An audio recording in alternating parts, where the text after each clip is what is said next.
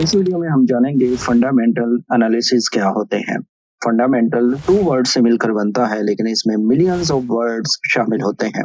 Fundamental analysis में reason ढूंढने होते हैं कि मार्केट अपवर्ड या डाउनवर्ड क्यों मूव की। जब आपको किसी भी करेंसी की मूवमेंट का पता चल जाए तो आप अपनी पोजीशन को उसी के हिसाब से डिजाइन करेंगे, जिससे आप अच्छा खासा प्रॉफिट बना सकते हैं।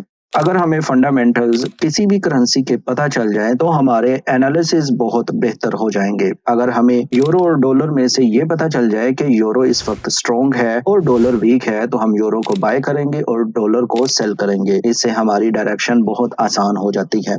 अब हम फंडामेंटल की 2 टर्म्स को भी देखते हैं। नंबर 1 है रिस्क ऑफ, नंबर 2 है रिस्क ऑन। रिस्क ऑफ वो सिचुएशन होती है जिसमें इन्वेस्टर रिस्कियर करेंसीज में इन्वेस्टमेंट नहीं करते और वो सेफ हेवन में जाते हैं। रिस्कियर करेंसीज वो होती हैं जो सेफ हेवन नहीं है। रिस्क ऑन में इन्वेस्टर सेफ हेवन करेंसीज से निकलकर रिस्कियर करेंसी में आ जाते हैं।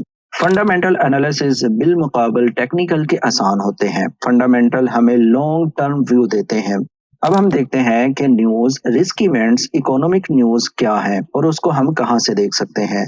असल में ये वो डाटा होता है जो किसी भी करेंसी की स्ट्रॉन्गनेस या वीकनेस के रिलेटेड हमें इन्फॉर्म करता है। आया कि वो पेयर वीक हो रहा है या स्ट्रॉन्ग। अगर ये डेटा पॉजिटिव आता है तो हम करेंसी में स्ट्रेंथ देखेंगे, अगर ये डेटा नेगेटिव आता है तो हम करेंसी में वीकनेस देखेंगे।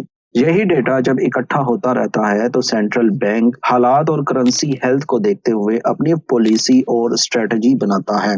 इसी पॉलिसी और स्ट्रेटजी को हम मॉनेटरी पॉलिसी कहते हैं। अगर करेंसी वीक है तो वो उसे स्ट्रेंथन करने के लिए पॉलिसी बनाएगा, अगर एक्स्ट्रा स्ट्रॉन्ग हो चुकी है तो वो उसे थोड़ा वीक करने के लिए पॉलिसी बनाएगा। चंद वर्ड्स आपको समझने होंगे, जिसमें सबसे पहले है हॉकिश। जब भी आप हॉकिश वर्ड सुने तो आपको पता होना चाहिए कि उस करेंसी में स्ट्रेंथ आएगी और वो बुलिश होगा। इसी तरह जब आप डोविश का वर्ड सुने तो आपको पता होना चाहिए कि वो करेंसी बेरिश होगी और वीक होगी। अगर अनाउंसमेंट हो कि सेंट्रल बैंक डोविश है तो आपको पता होना चाहिए कि उस करेंसी में स्ट्रेंथ खत्म हो चुकी है, जो कि अब वीकनेस की तरफ जा रही है।